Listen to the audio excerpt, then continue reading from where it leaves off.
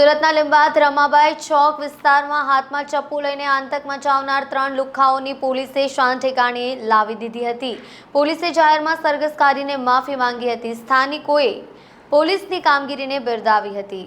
લીંબાયત વિસ્તારમાં આવેલા રમાબાઈ ચોકમાં યુવક આતંક મચાવી રહ્યો છે। આરોપી દ્વારા જાહેરમાં છરો લઈને લોકોને ડરાવવાનો પ્રયાસ કરવામાં આવ્યો હતો। હાથમાં છરો લઈ લોકોને બતાવનાર શબ્બીર નામનો આરોપી ઇશક શેખ અને નવાઝ સાથે મીઠી ખાડી વિસ્તારમાં રહે છે અને બપોરના સમયે હાથમાં છરો લઈને આ વિસ્તારમાં ફરી રહ્યો હતો। લોકોને ધમકી આપી રહ્યો હતો। દરમિયાન સમીર પઠાણ પોતાના મિત્રો સાથે ઊભો હતો ત્યારે શબ્બીર છરો લઈને ત્યાં આવ્યો હતો અને સમીરે તેને જવા માટે કહી દીધું હતું, પરંતુ તેણે સમીર ઉપર હુમલો કરી દેતા ઇજાગ્રસ્ત થયો હતો। તેને તાત્કાલિક સ્મેમેર હોસ્પિટલમાં ખસેડવામાં આવ્યો હતો। ત્યારે આ ઘટના બની ત્યારે આરોપી શબ્બીરની બહેન સમાધાન કરવા માટે ત્યાં પહોંચી હતી અને શબ્બીરને સમજાવી રહી હતી ત્યારે તેણે પોતાની જ બહેન ઉપર પણ હુમલો કર્યો હતો।